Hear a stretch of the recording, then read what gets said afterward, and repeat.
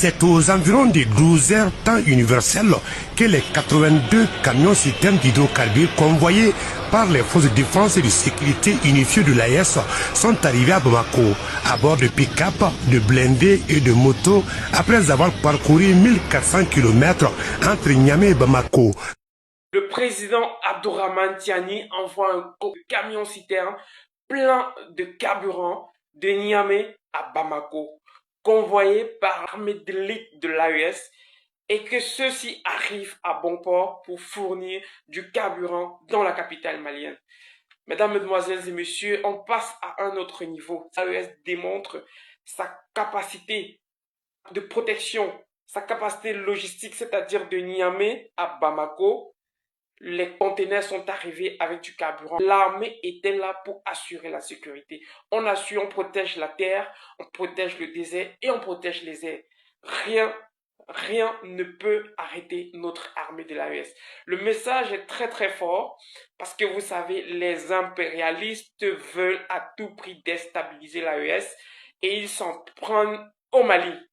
Les efforts du président Assimi Goïta de remettre sur pied le Mali en chassant la France, en chassant les puissances néocoloniales impérialistes qui étaient là, les missions des Nations Unies, etc.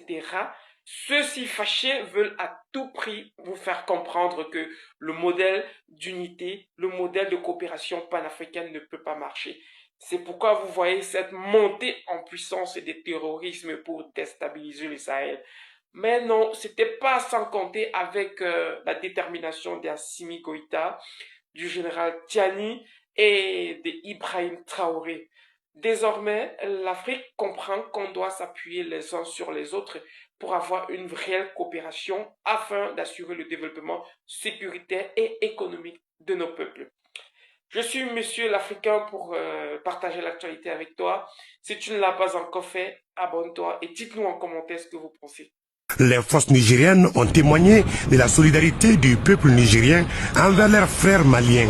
Au nom des plus hautes autorités de la transition, le ministre de l'Industrie et du Commerce a réaffirmé la reconnaissance du peuple malien. Je voudrais, au nom du président de la transition, chef de l'État, le général d'armée Assimi Goïta, présenter nos sincères remerciements et exprimer toute notre gratitude au président de la République du Niger, chef de l'État. Ces 90 citernes vont contribuer certainement à améliorer l'approvisionnement de notre pays en produits pétroliers, mais aussi et surtout à réduire les souffrances de nos populations. Ce geste du Niger illustre parfaitement